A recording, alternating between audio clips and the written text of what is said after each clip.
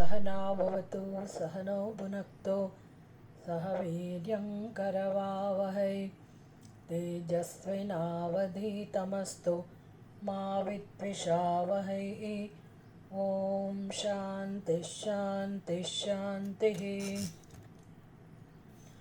ॐ सदाशिवसमारम्भां शङ्कराचार्यमध्यमाम् अस्मदाचार्यपर्यन्तां वन्दे गुरुपरम्पराम्।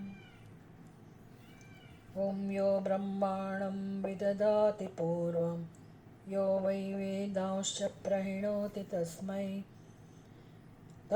देवमात्मबुद्धिप्रकाशं मुमुक्षुर्वै शरणमहं प्रपद्ये। अथातो ब्रह्मजिज्ञासा जन्माद्यस्य यतः शास्त्रयोनित्वात् तत्तु समन्वयात्। ચોથું સૂત્ર બ્રહ્મસૂત્રમાં તત્તુ સમન્વયાત. એ સૂત્રની અંદર આપણે સમન્વયાધિકરણની અંદર બંને વર્ણક જોયા અને બંને વર્ણકના માધ્યમથી કેટલીક વસ્તુઓ સ્પષ્ટ કરવામાં આવે છે. મુખ્યત્વે કે બ્રહ્મ પ્રાપ્ત જ છે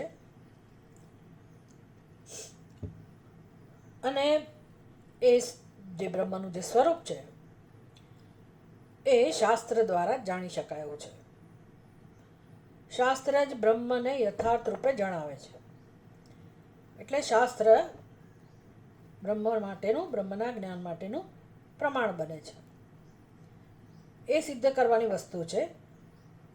અને બીજું જ્ઞાનાત કૈવલ્યમ, એટલે કે શાસ્ત્ર એવી રીતે બ્રહ્મનો ઉપદેશ કરે છે. શાસ્ત્ર એટલે ખાસ કરીને વેદનો અંત ભાગ, જેમાં મોક્ષ પ્રાપ્તિનો ઉપાય છે. આમ તો ખરેખર એવું કહેવાય કે ભાઈ વેદ માત્ર જ મોક્ષ પ્રાપ્તિનો ઉપાય છે, કારણ કે વેદ ઈશ્વર સિવાય કશાની વાત કરતું જ નથી. ભલે કર્મકાંડ, ઉપાસના કાંડમાં બહુ બધી ક્રિયાઓ હોય, બહુ બધા કર્મ હોય, કર્તાની વાત કરવામાં આવી હોય, એટલે કે કોણ અધિકારી છે અમુક અમુક કરવા માટે એનું વર્ણન હોય. પછી દેવી દેવતાઓ, અધિષ્ઠાતા દેવી દેવતાઓ જેને સંબોધીને કર્મ થતું હોય, ઉપાસના થતી હોય, યજ્ઞયાગાદિ થતા હોય, અને પછી એ કર્મનું વિશેષ ફળ પણ હોય.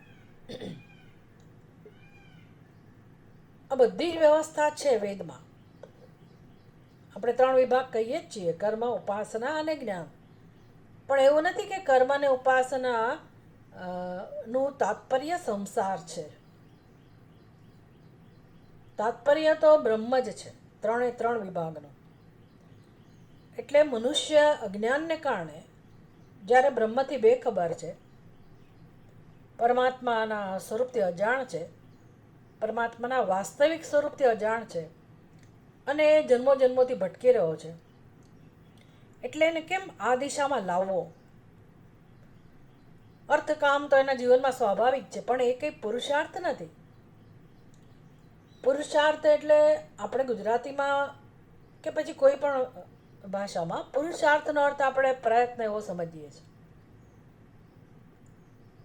મહેનત કરવી, પુરુષાર્થ કરવો એવું કહીએ છીએ આપણે. એ અર્થ ભલે થતો હોય, પણ સંસ્કૃત ભાષામાં પુરુષાર્થ શબ્દનો અર્થ થાય છે પુરુષૈઃ અર્થ્યતે. પુરુષૈઃ અર્થાત મનુષ્યૈઃ, નરૈઃ, મનુષ્યો દ્વારા અર્થ્યતે. અર્થ્યતે એટલે ઈચ્છા કરવામાં આવે છે. મનુષ્ય જેની ઈચ્છા રાખે છે. પુરુષસ્ય અર્થ એવું પણ કહેવાય, મનુષ્યની ઈચ્છા અથવા પુરુષૈઃ અર્થ્યતે.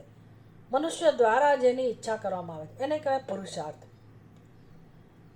એટલે આપણે અર્થી પુરુષાર્થી આવા છીએ, પ્રયત્ન કરવાવાળા છીએ. પણ પ્રયત્ન શેના માટે? પોતાની ઈચ્છાની પૂર્તિ માટે. એટલે પુરુષાર્થ એટલે મનુષ્ય દ્વારા શેની ઈચ્છા હોય છે. એટલે વિદ્યાની ઈચ્છાવાળાને આપણે વિદ્યાર્થી કહીએ, અર્થી ઈચ્છાવાળો, અને મોક્ષની ઈચ્છાવાળાને આપણે મોક્ષાર્થી કહીએ, ધનની ઈચ્છાવાળાને ધનાર્થી કહીએ. એમ પુરુષાર્થ શબ્દ એની પહેલાં તો સમજ હોવી જોઈએ કે ભાઈ શાસ્ત્ર પુરુષાર્થની વાત કેમ કરે છે. કારણ કે આપણે ઈચ્છીએ છીએ તો આપણને જે જોઈએ છે એ કેમ પ્રાપ્ત કરવું એનો ઉપાય શાસ્ત્ર બતાવે છે. કેમ આપણને નથી આવડતું પ્રાપ્ત કરતા? આપણી અંદર એવી સમજ નથી. આખું જગત પોતાની રીતે પુરુષાર્થ કરે છે. શાસ્ત્રે શું કામ બતાવવું જોઈએ? શાસ્ત્રે વચમાં આવવું જ શું કામ જોઈએ? એટલે આ શાસ્ત્રની ભૂમિકા, વેદની ભૂમિકા શું છે એ આપણને ખબર હોવી જોઈએ. કે વેદ શું કરે છે? તો કે મનુષ્ય જ્યારે એવું માને છે કે મને અર્થકામની ઈચ્છા છે અને માટે પુરુષાર્થ ચાલી રહ્યો છે.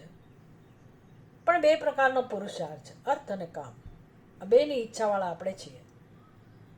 શાસ્ત્રને ખબર છે કે મનુષ્ય ખરેખર અર્થકામની ઈચ્છાવાળો નથી. આ અર્થકામની ઈચ્છાનું કારણ અજ્ઞાન છે, અનેક જન્મના સંસ્કાર છે. મનુષ્યની કામના માત્ર અર્થ અને કામની કામના નથી. ઇન્દ્રિયોનું સુખ એટલે કામ, ઇન્દ્રિયોના સ્તરની બધી ઈચ્છાઓ એને કામના કહીએ, અને અસલામતીમાંથી મુક્તિ મેળવવા માટેની ઈચ્છા અને અર્થની ઈચ્છા કહીએ, અર્થ કહીએ. આમ અર્થ અને કામ એ આપણને જીવનમાં મુખ્ય જણાય છે, દરેક મનુષ્યને જણાય છે. પણ શાસ્ત્રને ખબર છે કે મનુષ્ય માત્ર અર્થકામ ઈચ્છતો નથી. શાસ્ત્રને ખબર છે, ભગવાનને ખબર છે. એટલે માણસને કેમ પોતાની મૂળભૂત ઈચ્છાની ઓળખ કરાવવી અને એ પ્રમાણે પોતાનું જીવન સફળ કેવી રીતે બને, પોતાનો જન્મ કે તે સફળ બને એ દિશામાં માણસને લઈ આવો, એ વેદનું પ્રયોજન છે. વેદનું મુખ્ય કામ એ છે. તો પછી શાસ્ત્ર શું સમજે છે? શાસ્ત્રની સમજ કેવી છે કે મનુષ્ય શેની કામનાવાળો છે? શાસ્ત્ર કહે છે કે જીવ માત્ર, મનુષ્ય નહીં, જીવ માત્ર પૂર્ણતાની ઈચ્છાવાળો છે, પરમ સુખની ઈચ્છાવાળો છે, પરમ શાંતિની ઈચ્છાવાળો છે, પરમ પ્રેમની ઈચ્છાવાળો છે. એ જ એની એકમાત્ર ઈચ્છા છે. અને એ ઈચ્છા હોવી એ સ્વાભાવિક છે, કારણ કે એનું સત્ય છે. સત્ય એક જ છે, પરમાત્મા, જેનો સ્વભાવ છે સચ્ચિદાનંદ, જેનો સ્વભાવ છે પૂર્ણતા, એક અને અદ્વિતીયતા. આ જ જો સત્ય હોય તો જીવનું સત્ય પણ એક થયું, અને માટે જીવની કામના પણ એની જ હોય, એના જ અનુભવની ઈચ્છા હોય. પૂર્ણતાના, પૂર્ણ સુખના, શાશ્વત સુખના અનુભવની ઈચ્છાવાળો દરેક જીવ હોય. પણ મનુષ્ય આ ઈચ્છાને ધ્યાનમાં રાખીને જીવન જીવે તો એ આ ઈચ્છા પૂરી કરી શકે. આ ઈચ્છા પૂરી કરવા માટે જન્મ થાય છે. શાસ્ત્રને ખબર છે મનુષ્યનો જન્મ તો પૂર્ણતાની એકમાત્ર ઈચ્છા જે છે એની પૂર્તિ માટે છે. આપણે નથી જાણતા, શાસ્ત્ર જાણે છે. એટલે જેને શાસ્ત્રમાં શ્રદ્ધા છે એ માણસ બહુ ઝડપથી પોતાના જીવનમાં પોતાનું કલ્યાણ કરી શકે, બહુ જ ઝડપથી. અને બધું એને સમજાઈ જાય, બધું આમ સ્પષ્ટ સમજાઈ જાય. દૂધનું દૂધ અને પાણીનું પાણી બહુ સ્પષ્ટ થઈ જાય કે ભાઈ વૈરાગ્ય વગર શક્ય જ નથી, અને વૈરાગ્ય જ સફળતા છે જીવનની, જો વિવેક હોય તો. એટલે બુદ્ધિમાન મનુષ્ય જોઈએ ટૂંકમાં વેદાંતના સત્સંગ માટે. સાવ પછી સ્થૂળ બુદ્ધિના લોકો હોય સમજવા જ તૈયાર ના હોય, પોતાનું કશું આમ પરિવર્તન લાવવા જ તૈયાર ના હોય, એનું કામ નથી. એ ઘસડાયા કરતા હોય, કશું એને ફાયદો ના થાય. આપણે તો ઈચ્છીએ કે ચલો કોઈક દિવસ સમજશે, પણ જેટલો માણસ સાવધાન, સૂક્ષ્મ બુદ્ધિનો, વિચાર કરવાવાળો અને શાસ્ત્રમાં શ્રદ્ધાવાળો ખાસ કરીને, એ બહુ ઝડપથી પોતાની સમજ બદલી શકે, સુધારી શકે અને એ દ્વારા જીવનનો આનંદ લઈ શકે. બીજું કંઈ નહીં, જીવનનો આનંદ. એ જ માણસ ખરેખર જીવન માણતો હોય છે.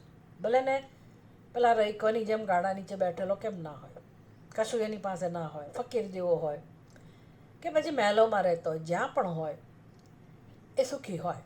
એ સ્ત્રી હોય કે પુરુષ હોય, બાળક હોય કે વૃદ્ધ હોય, કોઈ પણ જ્ઞાતિનો હોય, ભણેલો હોય કે ના ભણેલો હોય, ગરીબ હોય કે તવંગર હોય, એ હંમેશા સુખનો અનુભવ કરતો હોય, પોતાના જીવનને માણતો હોય. તો એ જ જીવનની સફળતા છે. જીવનને માણવું, જીવન મુક્તિ દરેક જીવ આ ઈચ્છે છે.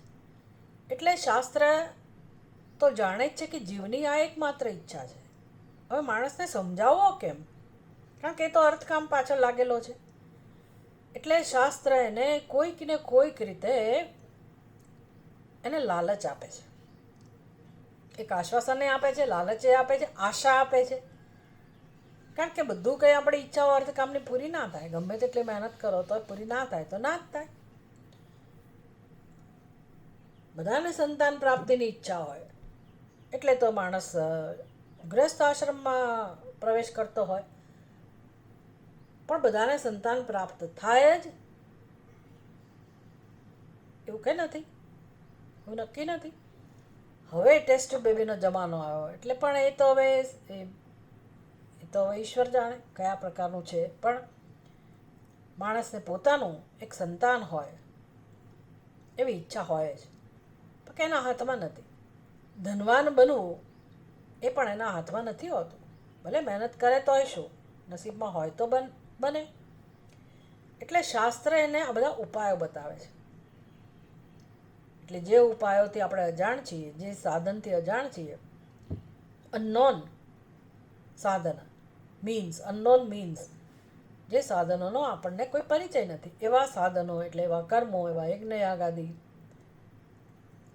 એનો બોધ કરે. જેમ દશરથ રાજાને કહેવામાં આવ્યું કે તમે અમુક અમુક યજ્ઞ કરો તો તમને સંતતિ પ્રાપ્ત થશે.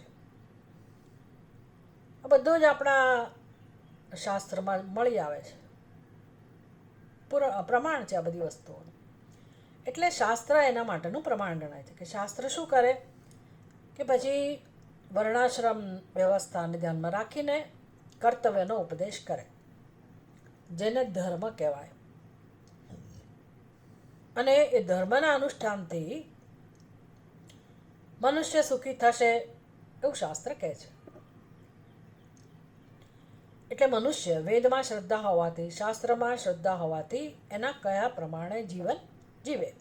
એટલે કે નવો પુરુષાર્થ, નવી ઈચ્છા મનુષ્યના જીવનમાં આવી. કઈ? ધર્મનું અનુસરણ કરવાની. ધર્મમાં કોઈ રસ નથી.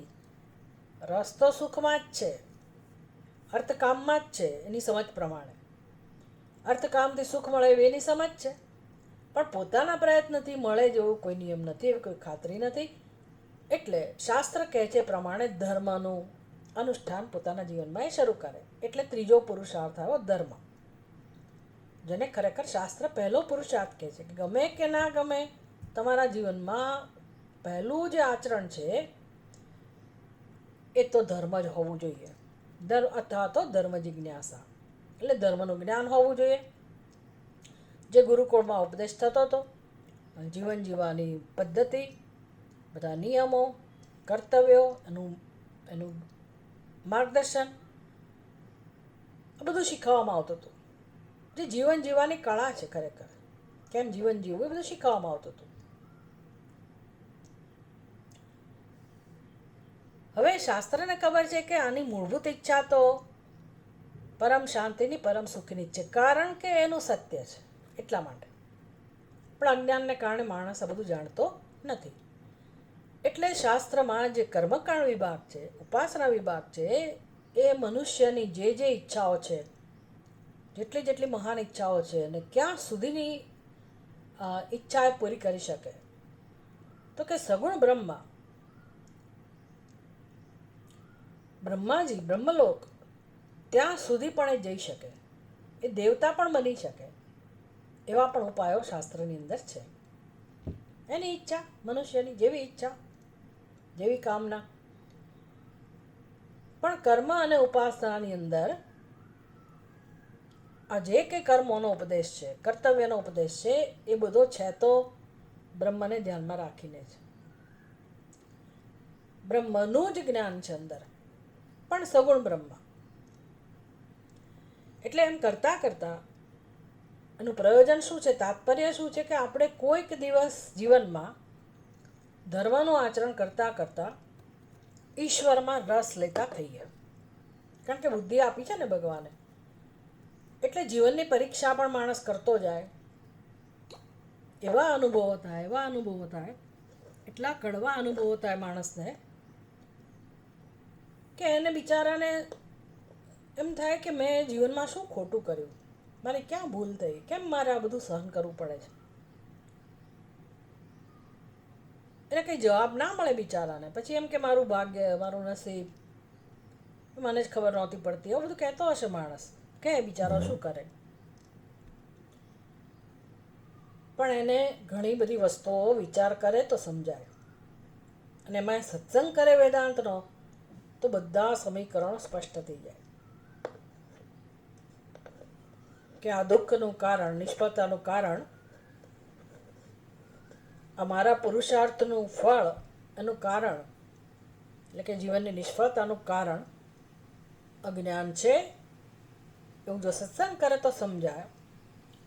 નહીંતર પછી જે ભગવાનની ભક્તિ, જે ભગવાનનું શરણ લઈને જીવન જીવતા શીખ્યો છે, ધર્મનું અનુસરણ કરતા શીખ્યો છે, અને ભગવાનમાં શ્રદ્ધા હોય તો પછી એ ભગવાનને શરણે જાય અને પ્રાર્થના કરે કે ભગવાન મને આમાંથી છોડાવો, બસ હવે મને કંઈ જોઈતું નથી.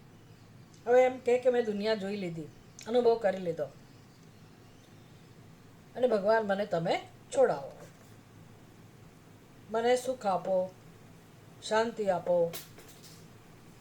હવે એની ઈચ્છા હોય.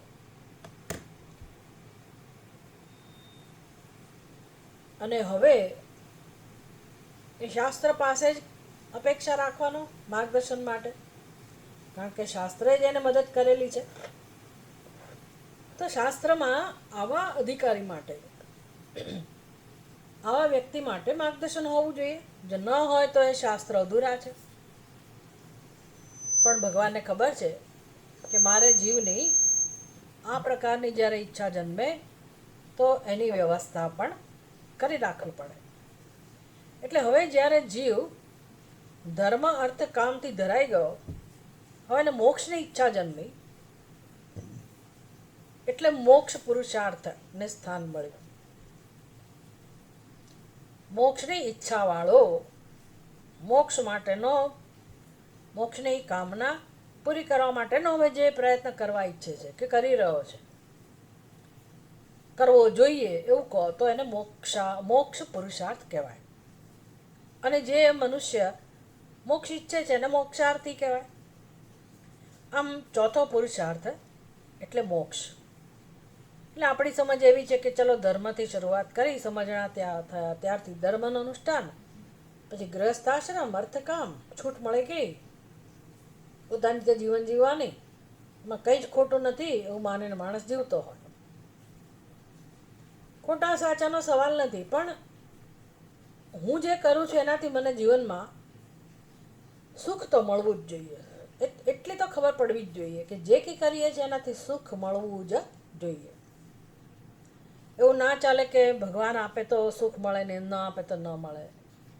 ભગવાનને શું વાંધો હોય, ભગવાન સુખ ના આપે એવું બને જ નહીં. એટલે મને કેમ સુખ નથી મળતું એ શોધવાની જવાબદારી આપણી પોતાની છે. સત્સંગ કરીએ તો બધું સમજાય, બધું જ સમજાય. એટલે બહુ મોટું જ્ઞાન છે આ. સમજાવો જીવનમાં આવો વિવેક તો એ બહુ મોટું જ્ઞાન છે.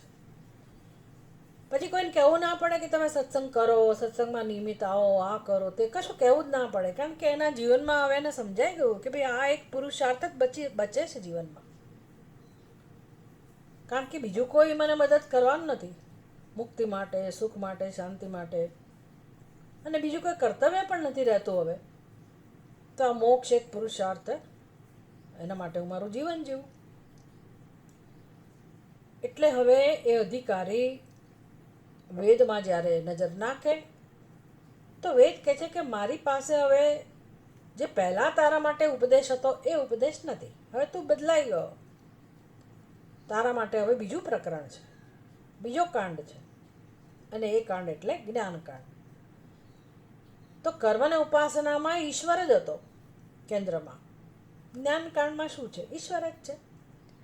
પણ હવે એને જ્યારે મોક્ષની ઈચ્છા છે ત્યારે મોક્ષની ઈચ્છા એટલે સમજવાનું, શ્રુતિને તો ખબર જ છે કે મોક્ષની જ ઈચ્છા છે માણસને, ધર્મ અર્થ કામની ઈચ્છા છે જ નહીં. પરમ સુખની જ ઈચ્છા છે, મુક્તિની જ ઈચ્છા છે, શાસ્ત્રને ખબર છે. કારણ કે જીવનું સત્ય એ છે. માટે અજ્ઞાનને કારણે એ સમજી નથી શકતો. પણ જ્યારે વિવેક જન્મે કે હા, અમારી જે એકમાત્ર કામના છે પૂર્ણ સુખની, એ ક્યારેય પૂરી થઈ શકે એવું જ નથી કર્મ દ્વારા. પણ ઈચ્છા દૂર થાય એમ નથી. ઈચ્છા સ્વાભાવિક છે, ઈચ્છા જતી જ નથી. અને માટે હું જન્મ લીધા કરું છું. તો મોક્ષ મેળવવો હોય તો શું? તો કે જન્મમાંથી મુક્તિ, મૃત્યુમાંથી મુક્તિ, એનું નામ મોક્ષ. એ કેવી રીતે મળે? શું કરું કે મારી આ કામના પૂરી થાય? એટલે એ કામનાને પૂરી કરવાનો સંકલ્પ, એનું નામ મોક્ષનો પુરુષાર્થ. અને પછી વિવેક જન્મે કે ધર્મ અર્થ કામ એ ખાલી કહેવા પૂરતા છે, એવો કોઈ પુરુષાર્થ ખરેખર છે જ નહીં. પુરુષાર્થ એક જ છે, અને છે મોક્ષનો. કારણ કે દરેક અવસ્થામાં, જીવનની દરેક અવસ્થામાં જીવને પ્રેમ જ જોઈએ છે, શાંતિ જ જોઈએ છે. આ એકની જ ઈચ્છાવાળો મનુષ્ય છે, પૂર્ણ કામની, આપ્તકામ, આત્મકામી, આત્માની કામના, બ્રહ્મની કામના, પૂર્ણતાની કામના, પરમાત્માની કામના, પરમ પ્રેમની કામના, એ એક જ કામના ખરેખર તો રહેલી છે જીવના હૃદયમાં. માટે મોક્ષ એક જ પુરુષાર્થ છે. બીજા ત્રણ પુરુષાર્થ તો નથી સમજતા એટલે કહેવું પડે છે. શાસ્ત્રને ખબર છે કે આ જ એક મુખ્ય પુરુષાર્થ છે. અને માટે હવે એ પુરુષાર્થ કેવી રીતે સિદ્ધ થાય? તો કે બીજા અર્થકામ તો કેવો પુરુષાર્થ હતો? તો કે મહેનત કરીને, પ્રયત્ન કરીને, કર્મ કરીને ફળ રૂપે પ્રાપ્ત થનારો પુરુષાર્થ હતો. પણ મોક્ષનો પુરુષાર્થ કેવો છે? તો કે કર્મનું ફળ નથી. એ તો આત્માની પ્રાપ્તિ છે, બ્રહ્મની પ્રાપ્તિ છે. બ્રહ્મની પ્રાપ્તિ, આત્માની પ્રાપ્તિનું નામ મોક્ષની પ્રાપ્તિ. બ્રહ્મ પ્રાપ્ત જ હોય તો પછી કર્મની જરૂર જ ના રહી. કર્મ ક્યારે કામમાં આવે? જ્યારે કોઈ વસ્તુ પ્રાપ્ત ન હોય ત્યારે.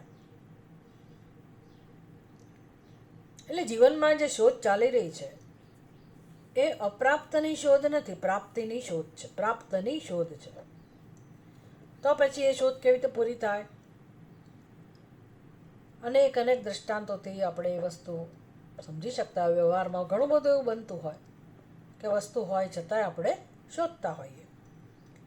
એટલે એનું ભાન ના હોય, એની વિસ્મૃતિ થઈ ગઈ હોય, કંઈક આવરણ હોય, અને વસ્તુ હોવા છતાંય આપણને એનો અનુભવ ના થતો હોય, એનો લાભ ના મળતો હોય.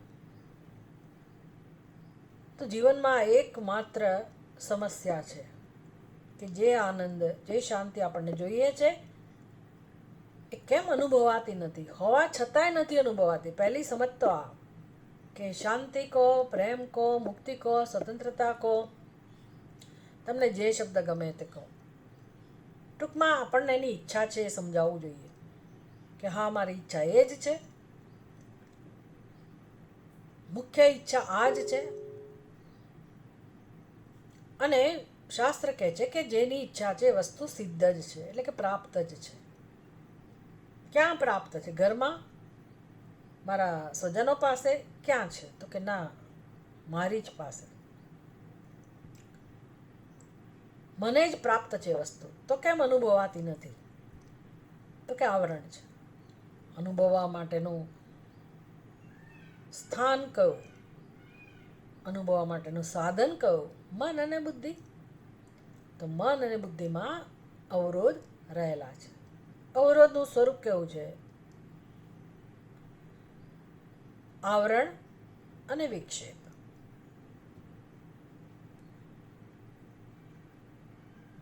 આવરણ, મલ અને વિક્ષેપ, આવું શાસ્ત્ર સમજાવે છે.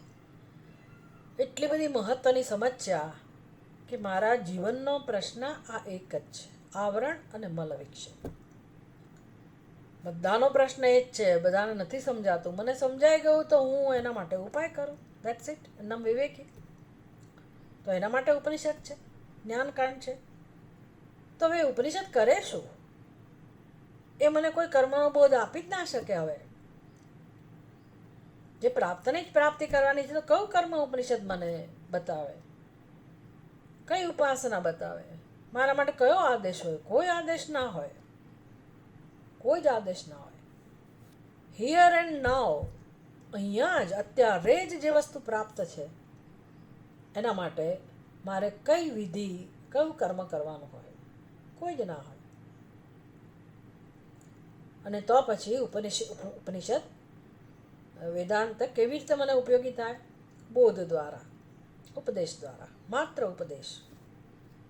જ્ઞાન બોધ દ્વારા.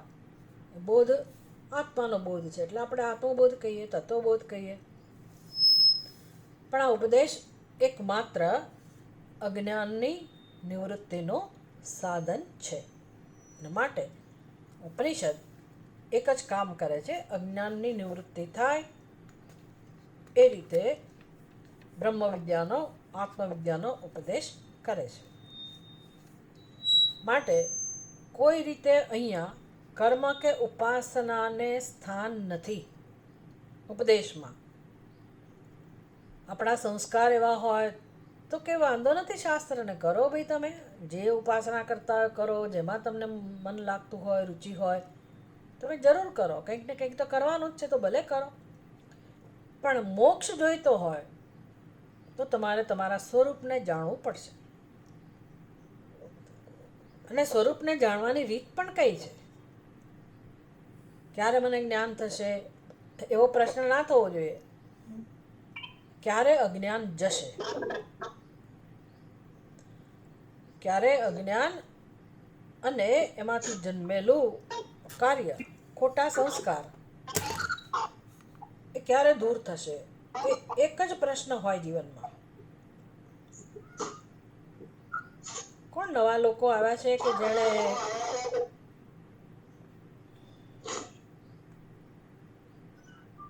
કોનો માઇક્રોફોન ખુલ્લું છે?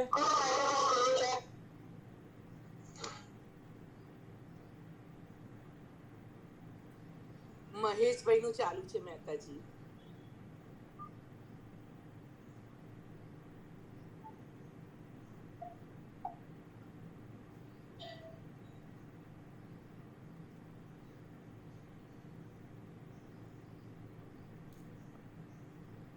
સમયસર હાજર રહેતા નથી ને મોડા આવીને પછી ડિસ્ટર્બ કરે છે બધાને.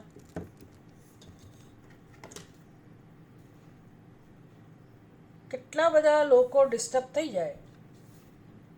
અને હું તો થવે તો જુદું, તમે લોકો ડિસ્ટર્બ થાવ કે ના થાવ, પણ હું ડિસ્ટર્બ થાવ એટલે આખી લિંક જતી રહે. તમે આટલી વસ્તુને સિરિયસલી ના લો તો બ્રહ્મસૂત્ર કેવી રીતે શીખી શકો? વિચાર કરો.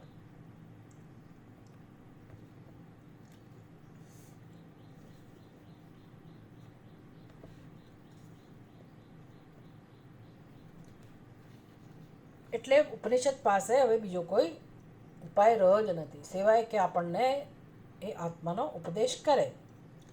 ઉપદેશ એ કરે, અજ્ઞાન જે છે આપણી બુદ્ધિમાં એનું સ્વરૂપે સમજાવે, અને અજ્ઞાન દૂર કેવી રીતે થાય એ બધી પ્રક્રિયાઓ અને માર્ગદર્શન પણ ઉપનિષદ આપે છે. પણ આ સૂત્રમાં મુખ્ય પ્રયોજન આટલું જ છે કે મારું સ્વરૂપ, બ્રહ્મનું સ્વરૂપ, સત્ય સ્વરૂપ કેવું છે જાણવું હોય તો એકમાત્ર પ્રમાણ છે શ્રુતિ, શાસ્ત્ર, વેદ. બીજું, વેદ માત્ર એટલે કે ઉપનિષદ,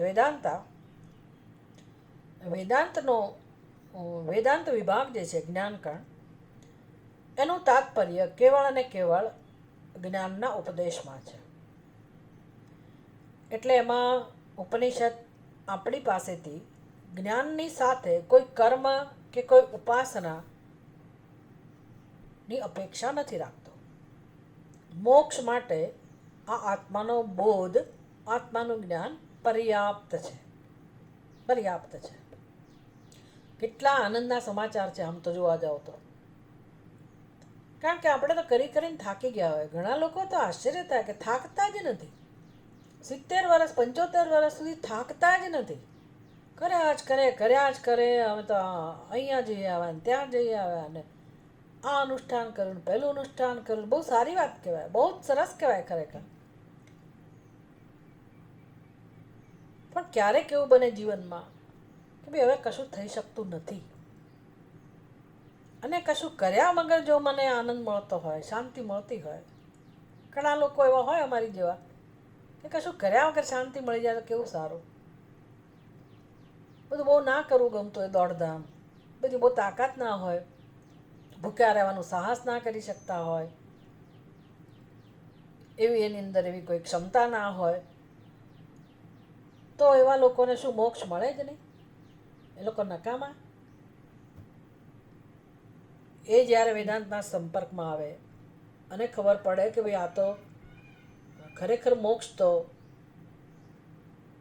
ઘરે બેઠા મળી જાય એમ છે. ઘરે બેઠા એટલે કશું કર્યા વગર. એવો સરસ ઉપાય છે.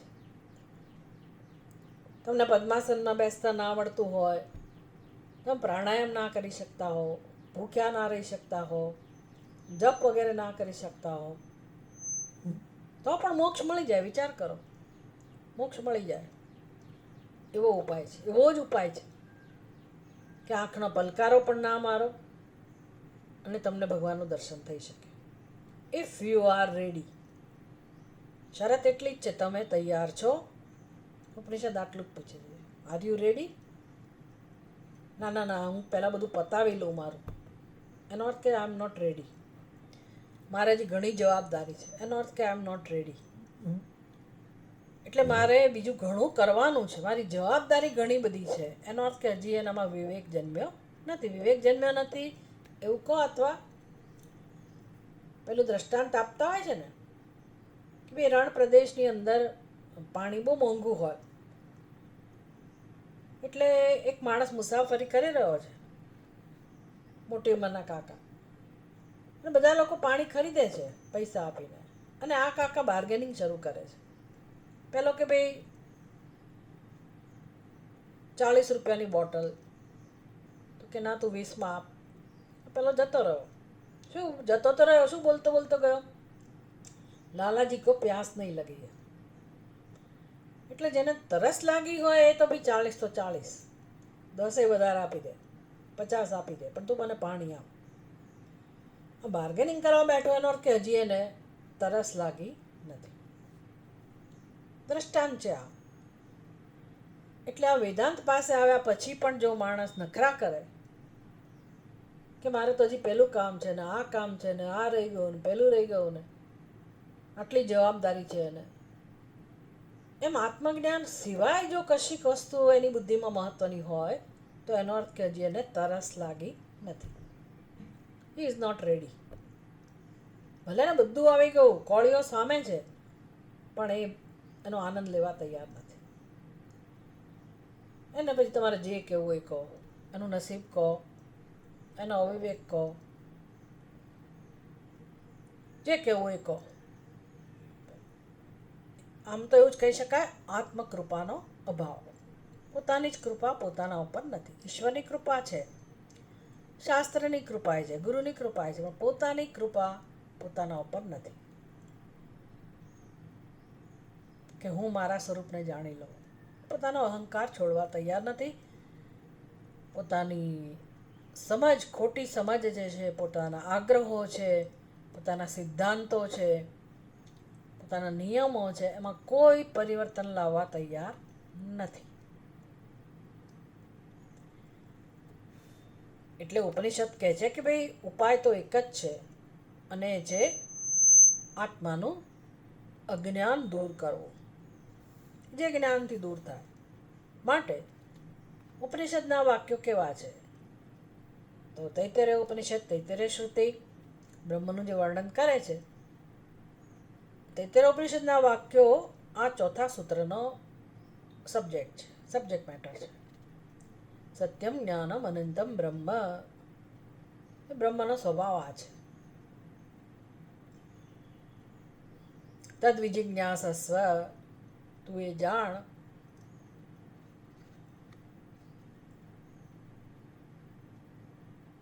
ગુરુમેવ અભિગચ્છેત, કેટલું બધું ઉપનિષદ કહે છે કે જાણવું જ જોઈએ, પોતાના સ્વરૂપને જાણવું જ જોઈએ. જાણવાનો ઉપાય ગુરુની શરણાગતિ, ગુરુ ઉપસદન. ગુરુમેવ અભિગચ્છેત શ્રોત્રિયમ બ્રહ્મનિષ્ઠમ.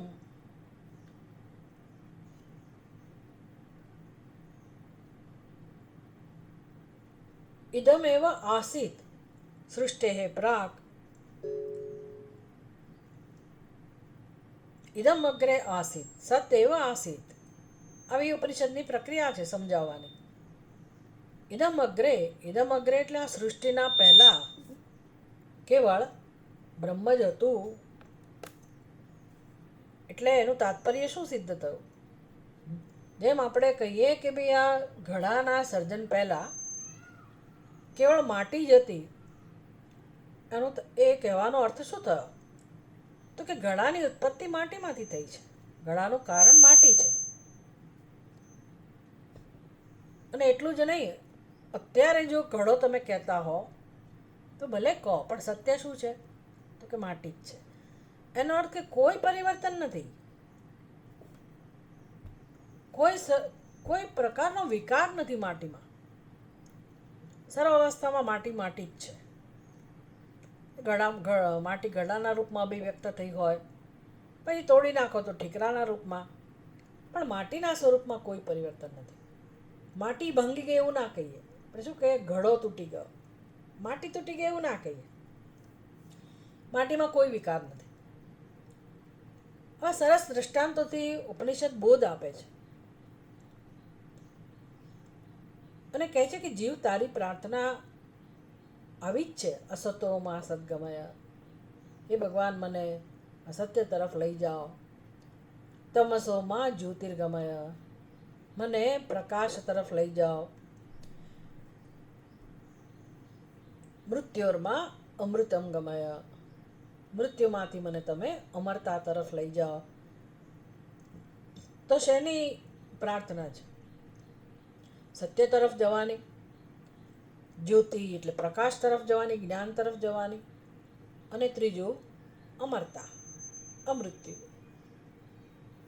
અમૃત તત્વની ઈચ્છાવાળા આપણે છીએ. હૃદયની ઝંખના તો આ જ છે જીવની. તો ઉપનિષદ કહે છે કે જો આ જ ઈચ્છા હોય, ખરેખર આ જ ઈચ્છા એ તારું સત્ય હોય, સત્ય જ છે, શાસ્ત્રને તો ખબર છે, શાસ્ત્રને તો ખબર છે કે આ જ એકમાત્ર સત્ય છે. પણ જો તને સમજાય, જ્યારે સમજાય કે આ જ એક સત્ય છે, તો પછી આ ઈચ્છા પૂરી કેવી રીતે થાય? તો કે આવો સ્વભાવ જેનો છે એને કહેવાય સત્યમ જ્ઞાનમ અનંતમ. આવા જેના લક્ષણો છે એ તો ખરેખર તું જ છે, તારો આત્મા. આત્માનો જ સ્વભાવ આવો છે. અને એ જ આત્મા માટે ઉપનિષદ શબ્દ વાપરે છે બ્રહ્મ. ખાલી શબ્દ ભિન્ન છે. સમષ્ટિ સ્તરે બ્રહ્મ, સમષ્ટિ સ્તરે આત્મા શબ્દ વપરાય જો સમજાઈ જાય તો. બાકી જેને આત્મા કહીએ છીએ એ જ બ્રહ્મ છે, જેને બ્રહ્મ કહો છો એ જ આત્મા છે. એટલે અમુક સંપ્રદાયમાં આત્મા સો પરમાત્મા, આત્મા સો પરમાત્મા એવું કહેતા હોય, પણ આત્મા એટલે જ બ્રહ્મ. સચ્ચિદાનંદ આત્મા, સત્યમ જ્ઞાન અનંતમ બ્રહ્મ, એક જ થવું. આવું એક સત્ય છે. એટલે આપણી ઈચ્છાનો ઉત્તર એ મળી ગયો કે સત્યમ જ્ઞાનમ અનંતમ બ્રહ્મ જે છે એની જ ઈચ્છાવાળા આપણે છીએ. અને એ તો મારું સ્વરૂપ જ છે, આત્માનો સ્વભાવ જ છે. તો પછી ઈચ્છા પૂરી થતાં કેટલી વાર ના લાગવી જોઈએ. અને ઈચ્છા ના હોવી જોઈએ જો એ મારું સત્ય હોય તો. પણ ઈચ્છા કેમ છે? કારણ કે એ સત્યને હું ખોટી રીતે માનું છું, ખોટી રીતે સમજું છું.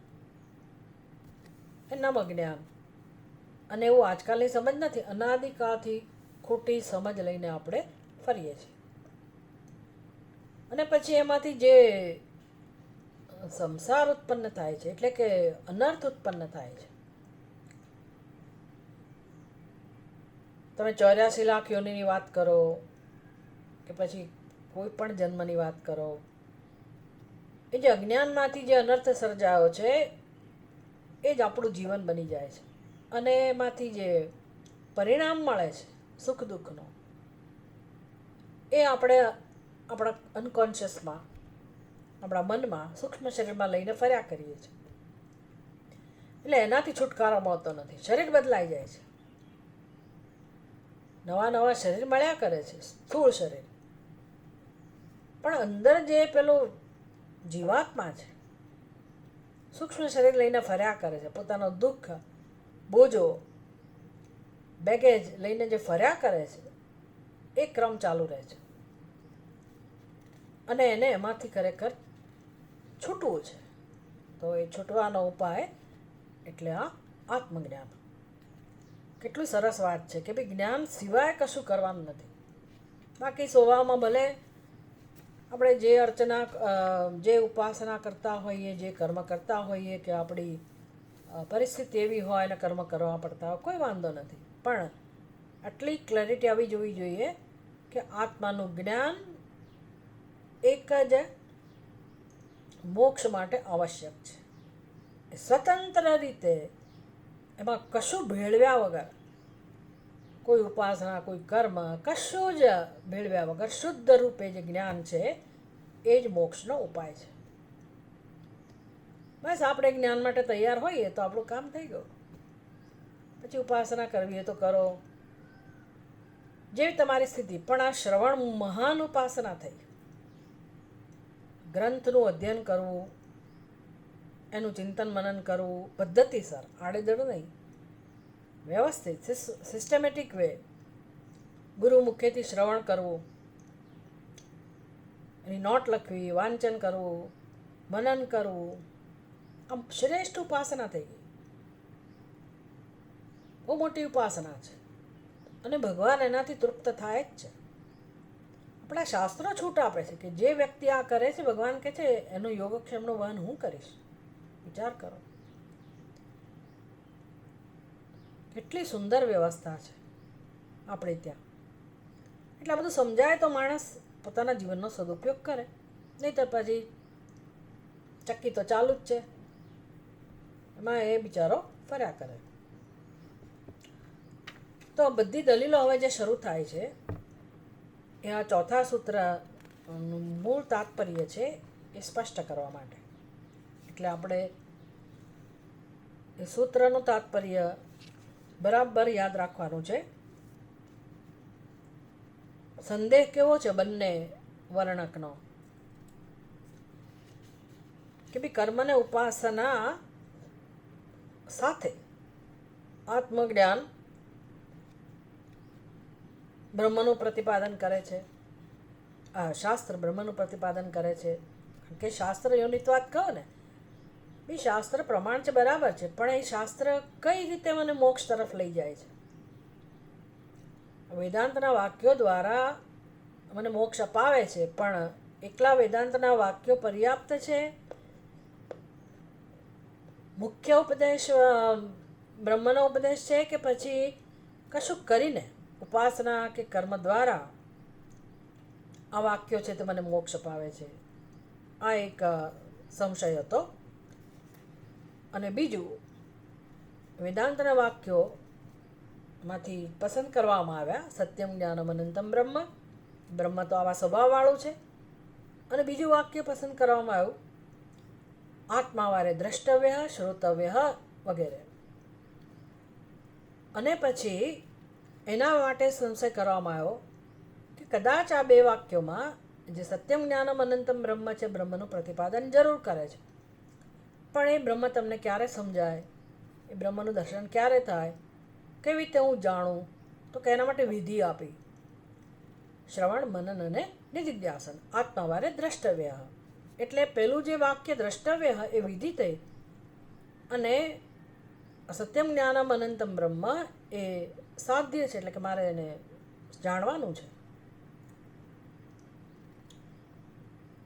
એટલે તો પછી શાસ્ત્ર મને કઈ રીતે માર્ગદર્શન આપે છે, કશું કરવા દ્વારા બ્રહ્મનું દર્શન થાય. શું કહેવું છે?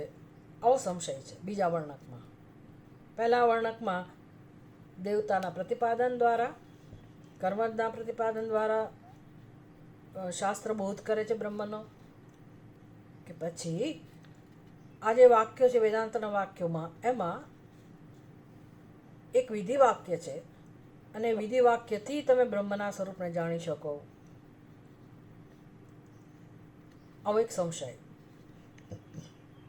જે પૂર્વ પક્ષી છે એ કર્મકાંડ ઉપાસના વાળા છે, એટલે કશું કરીને જ બધું મળે જીવનમાં, એમાં કોઈ જ શંકા નથી. There is no free lunch એવું કહેવાય. સૃષ્ટિમાં ક્યાંય તમને ફ્રીમાં કશું મળતું નથી. ભલે આ સાધુઓ ફ્રીમાં મેળવતા હોય લંચ, પણ એણે ઘણું બધું કુદરતમાં આપવું પડતું હોય છે, તો જ મળે. નિયમ છે કુદરતમાં, કશું ફ્રીમાં મળતું નથી. તો મોક્ષ કઈ રીતે મળે? ઉપનિષદ કહે છે મોક્ષ એક જ ફ્રીમાં મળે છે, કોઈને જોતો નથી. એ જુદી વાત છે, પણ બાકી મોક્ષ ફ્રીમાં મળે છે.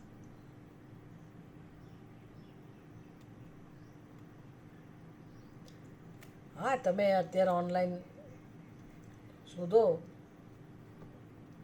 તો ઘણા કમાણી કરે છે કે તમને અઠવાડિયામાં મોક્ષ મળી જાય, 15 દિવસમાં મોક્ષ મળી જાય, જાત જાતના પહેલા દ્વારા. પણ શાસ્ત્ર જે મોક્ષની વાત કરે છે એમાં કશું ચૂકવવાનું હોતું નથી.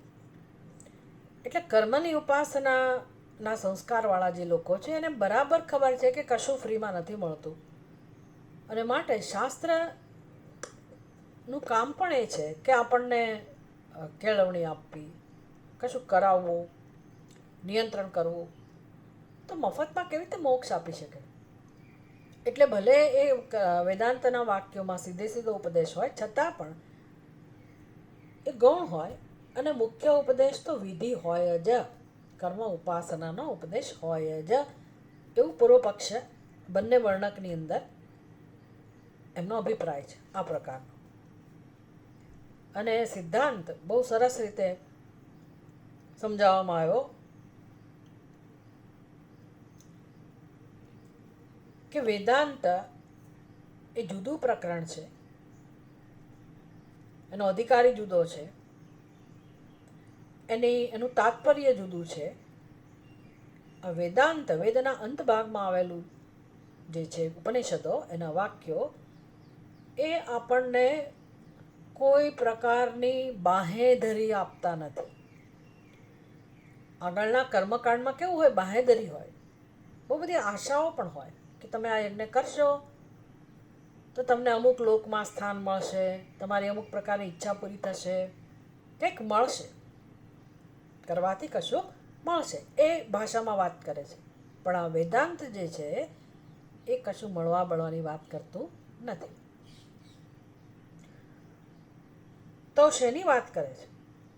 તો કેવળ પરમાત્માના સ્વરૂપને સમજાવે છે, અને એનું પ્રયોજન એક જ છે.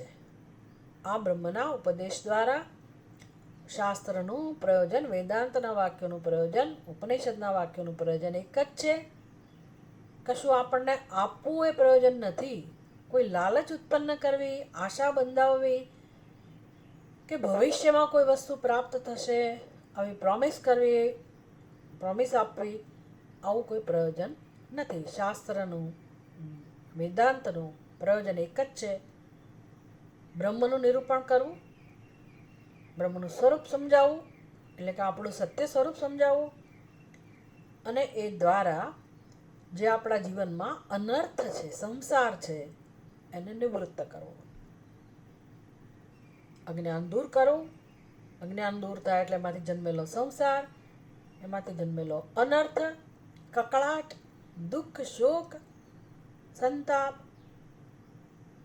જેનાથી આપણે ત્રસ્ત છીએ, એની નિવૃત્તિ કરાવવી એ એકમાત્ર ઉપનિષદના વાક્યોનું, વેદાંતનું પ્રયોજન છે. આ સિદ્ધાંત છે.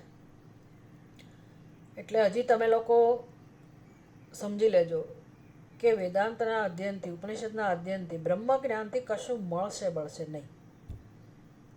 આખી જિંદગી મળવાની વૃત્તિવાળા આપણે હોઈએ કે મને આ મળી જાય, મને તે મળી જાય, તો કશું મળે નહીં. એના માટે તમારે હજી આગળના પ્રકરણોમાં તપાસ કરવી પડે. એમાં કશું મળવાનું નથી. મળશે તો એક વસ્તુ મળે એવું કહેવાય. શું મળ્યું? અંધકાર દૂર થયો, ગાણપણ ગયું, વાળગણ ગયું, ક્લેશ ગયો, સંતાપ ગયો, અને જે શાંતિ હતી જ સ્વભાવમાં, આત્માના સ્વભાવમાં જે શાંતિ છે, પ્રેમ છે, એનો અનુભવ થાય છે. જે નહોતો મળતો હવે મળે એવું કહો. બાકી અનર્થની નિવૃત્તિ એનું ફળ છે. આમ નિષ્પ્રયોજન નથી.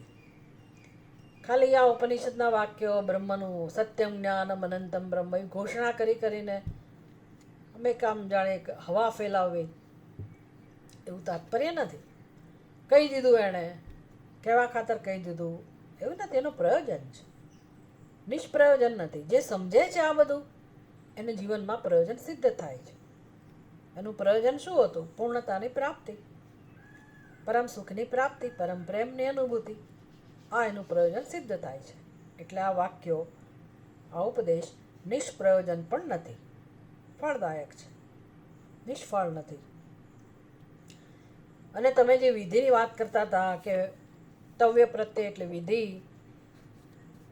આત્માવારે દ્રષ્ટવ્ય વિધિ થઈ, અને એ દર્શનનું સાધન કહું, વિધિ કઈ? મનન, શ્રવણ, મનન, નિધિધ્યાસન. તો શ્રવણ જે વિધિ છે એ સ્વરૂપને સમજવા માટે, પછી મનન વિધિ છે શેના માટે? તો કે વચ્ચે જે કંઈ સંશય ઊભા થાય એને દૂર કરવા માટે. નિધિધ્યાસન વિધિ છે, તવ્ય પ્રત્યે લાગ્યો એને, પણ એ શેના માટેનો ઉપદેશ છે? તો વિપરીત ભાવના જવી જોઈએ, વિપરીત ભાવના દૂર કરવા માટે. આ બધી વિધિ છે. એમાં કંઈ મારે ઉઠબેસ ના કરવાની હોય કે મનન કરવું એટલે મારે અમુક કલાક ચાલવું, અમુક કસરત કરવી, અમુક કર્મ કરવું, એની સાથે કોઈ સંબંધ નથી. અને મનનથી શું થાય? તો કે જે સંશય હોય, અસ્પષ્ટતા હોય આપણા મનમાં સ્વરૂપ વિશેની, એ મનન કરવાથી ધીરે ધીરે દૂર થાય. મનન જ એનો ઉપાય છે. અને જે અનાદિકાળના સંસ્કારો છે, વિપરીત ભાવના છે, ખોટી ટેવને કેમ દૂર કરવી? તો નવી સમજમાંથી જે સાચી ટેવ, અને નિધિધ્યાસન કહેવાય કે વારંવાર આત્માનું અનુસંધાન કરવું. ચિદાનંદ રૂપ શિવોહમ શિવોહમ. અને જે પણ ઉપનિષદનો ઉપદેશ છે એનું વારંવાર અનુસંધાન કરવું, જેથી વિપરીત ભાવનાઓ દૂર થાય.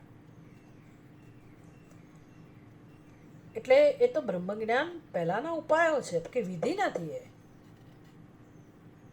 એ પણ ઉપદેશ જ છે, માર્ગદર્શન છે.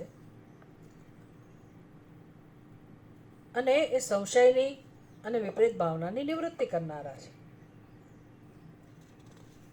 એટલે છેવટે તો સત્યમ જ્ઞાનમ અનંતમ બ્રહ્મ એ શું કરે છે? તો કે બ્રહ્મબોધ મને કરાવે છે.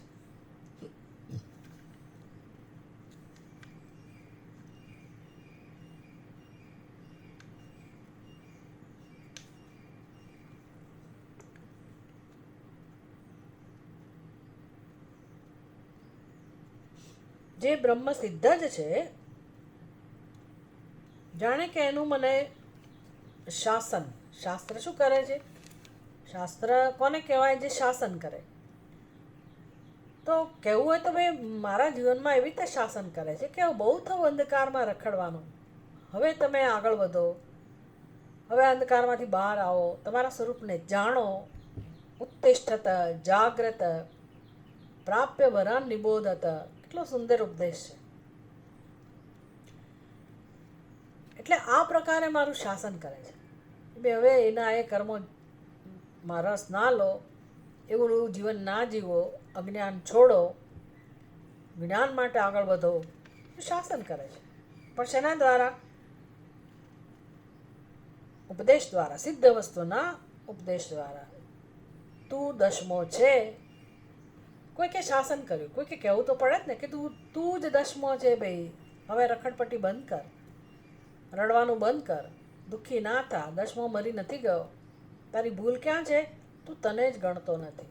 એમ જીવનમાં સુખ નથી, શાંતિ નથી, પ્રેમ નથી, મુક્તિ નથી, બધો આપણો જે કકળાટ છે.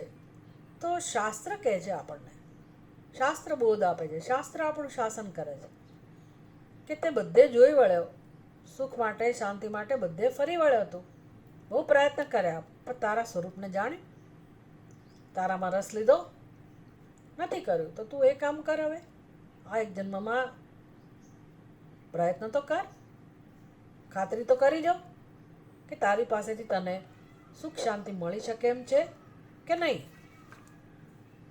તું જ એ છે, તું જે શોધે છે તે તું જ છે, તત્વમસી. આ પ્રકાર. એટલે શાસ્ત્રનો અર્થ પણ અહીંયા સાર્થક નીવડે છે કે શાસ્ત્ર શાસન કરે છે, પણ શેના દ્વારા? બ્રહ્મના બોધ દ્વારા, નહીં કે કર્મ ઉપાસના દ્વારા કશું કરાવીને. શાસ્ત્રનું વેદાંતનું પ્રયોજન એમાં નથી. આગળનો કાળનું ભલે પ્રયોજન હોય, પણ વેદાંતનું પ્રયોજન આ નથી. વેદાંતનું પ્રયોજન કર્મકાંડ કરતાં ભિન્ન છે, એનો અધિકારી એ જુદો છે, એનો વિષય એ જુદો છે. આ બધું સમજાવાઈ ગયું. એટલે હવે એ જે પૂર્વ પક્ષી લોકો જે કશું કરવાથી જ મોક્ષ મળે એવું માનનારા છે, એટલે કે આપણે પણ એવા જ છીએ સ્વભાવથી. તો એટલે એ સ્વભાવમાં કેમ પરિવર્તન લાવવું? શું ફળ મળે મને એ સ્વભાવમાં પરિવર્તન લાવવું? તો શું કામ એવો આગ્રહ રાખો છો? કારણ કે મારું જીવન નકામું ન જાય, મને જ્ઞાન માટે પ્રેમ જન્મે, હું જ્ઞાનની ઉપાસના શરૂ કરું, જ્ઞાનની આરાધના શરૂ કરું. પરમાત્માને શું કામ હવે હું દૂર રાખું? જો એ મારું સ્વરૂપ હોય, મારાથી અભિન્ન હોય, તો શું કામ પરમાત્માને જાણવામાં રસ ના લો? એટલે જાણવાનો પણ જીવનમાં આનંદ છે. અને મનુષ્યની બુદ્ધિ તો કૃતકૃત્યતાનો અનુભવ ત્યારે જ કરે જ્યારે શ્રેષ્ઠ વસ્તુને જાણે. સબુદ્ધિમાન મનુષ્યેષુ કૃતકૃત્યશ્ચ ભારત. એટલે જેણે આ જાણવાનું છે, જાણી લીધું, એ જ કૃતકૃત્ય છે. બાકી શું ઉપયોગ છે બુદ્ધિનો? તમે ગમે તેટલું બીજી વિદ્યાઓ પ્રાપ્ત કરો, બહુ બધી ભૌતિક સિદ્ધિ પ્રાપ્ત કરો, ભલે ને અન્વેષણ, મોટી મોટી શોધખોળ કરો, તો જરૂર સમાજને ઉપયોગી થાય, પણ તમે તમારા સ્વરૂપને જાણવાથી તો રહી ગયા ને. તમારું તો ગતિ ના જ થઈ ને, તમે તો આ 84 લાખમાં જ હજી રહ્યા ને. એટલે બુદ્ધિની ક્ષમતા પૂર્ણતાને જાણવા માટેની છે, પરમાત્માને જાણવા માટેની છે, ને પરમાત્મા સૌથી શ્રેષ્ઠ છે. તો એ પરમાત્મા જે મારાથી અભિન્ન છે એને જાણવા માટે હું મારી બુદ્ધિનો ઉપયોગ કરી શકું. અને જ્ઞાનમાં જ રસ, જ્ઞાનમાં જ નિષ્ઠા, જ્ઞાન માટે કમિટમેન્ટ હોય આપણા મનમાં, એવા બનીએ આપણે, એ એક જ પ્રયોજન છે. એટલે આ સૂત્રમાં હવે ભાષ્યકાર શરૂ કરે છે 134મા પાના ઉપરથી. ભાષ્ય. કથમ પુનર્બ્રહ્મણઃ શાસ્ત્ર પ્રમાણકત્વમ ઉચ્યતે.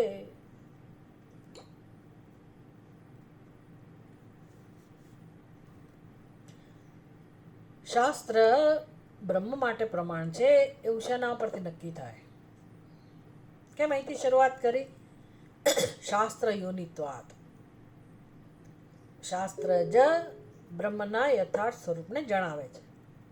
બ્રહ્મના યથાર્થ સ્વરૂપને જાણવાનું કારણ શાસ્ત્ર જ છે, એટલે કે આ વેદાંત. તો કે જેવું શેના પરથી કહો છો? કથમ પુનઃ બ્રહ્મણ શાસ્ત્ર પ્રમાણકત્વમ ઉચ્યતે. એવું શેના પરથી કહો છો કે શાસ્ત્ર એક જ બ્રહ્મને જાણવા માટેનું પ્રમાણ છે? યાવતા આમ્નાયસ્ય ક્રિયાર્થત્વાત अनर्थक्यम् अतदर्थानाम् इति क्रियापरत्वं शास्त्रस्य प्रदर्शितम्। क्रियापरत्वं शास्त्रस्य प्रदर्शितम्। શાસ્ત્ર હંમેશા કર્મને જ ધ્યાનમાં રાખીને વાત કરે છે, કર્મની જ વાત કરે છે શાસ્ત્ર. જૈમિનિકારનું આવું કહેવું છે. જૈમિની સૂત્ર છે આવું, જેમાં બ્રહ્મસૂત્ર છે વ્યાસજી રચિત, એવી રીતે જૈમિનીના સૂત્ર છે. કયું સૂત્ર છે? આમ્નાયસ્ય ક્રિયાર્થત્વાત. આમ્નાય એટલે શાસ્ત્ર, વેદ. ક્રિયાર્થત્વાત એ ક્રિયાને સમર્પિત છે, ક્રિયાને જ સમજાવનારા છે, કર્મને સમજાવનારા છે. આમ્નાયસ્ય ક્રિયાર્થત્વાત એટલે જે વાક્યોમાં કર્મનો બોધ હોય એને જ શાસ્ત્ર સમજવાનું. જેમાં જે વાક્યોમાં કોઈ કર્મનો ઉપદેશ નથી, અનર્થક્યમ અતદર્થાનામ એટલે જે વાક્યોનો અર્થ એવો નથી થતો કે કર્મ કરો, કર્મ કરો. જેમ કે સત્યમ જ્ઞાનમ અનંતમ બ્રહ્મમાં ક્યાં કર્મ કરવાની વાત છે? આવા જેટલા વાક્યો છે અનર્થક્યમ, એ તો બધા ખાલી કહેવા ખાતરના વાક્યો છે. અનુવાદ કહો કે કશુંક નિંદામાં એનું તાત્પર્ય હોય, કશુંક પ્રશંસામાં તાત્પર્ય હોય, એ પ્રકારના. આવું જૈમિનીનું કહેવું છે. ઇતિ ક્રિયાપરત્વમ શાસ્ત્રસ્ય પ્રદર્શિતમ અતઃ વેદાંતાનામ અનર્થક્યમ અક્રિયાર્થત્વાત. આ ભાષ્યકાર પોતે જ બહુ સુંદર રીતે આ ચર્ચાનો પ્રારંભ કરે છે. પૂર્વ પક્ષનું આવું માનવું છે, કર્મકાંડ વિભાગમાં શ્રદ્ધા ધરાવનારા કર્મઠ લોકો એની આ પ્રકારની દલીલો હોય. એટલે ધેરફોર અતઃ એટલે ધેરફોર વેદાંતાનામ અનર્થક્યમ. વેદાંતના વાક્યો છે ને એ કે બહુ મહત્વના નથી. અક્રિયાર્થત્વાત. કેમ એવું કહો છો? કારણ કે એ કર્મનો બોધ કરતા નથી. આગળ આપણે જોઈશું. ઓમ પૂર્ણમદઃ પૂર્ણમિદં પૂર્ણાત પૂર્ણમુદચ્યતે પૂર્ણસ્ય પૂર્ણમાદાય પૂર્ણમેવાવશિષ્યતે. ઓમ શાંતિ શાંતિ શાંતિ. હરિ ઓમ. શ્રી ગુરુભ્યો નમઃ. હરિ ઓમ.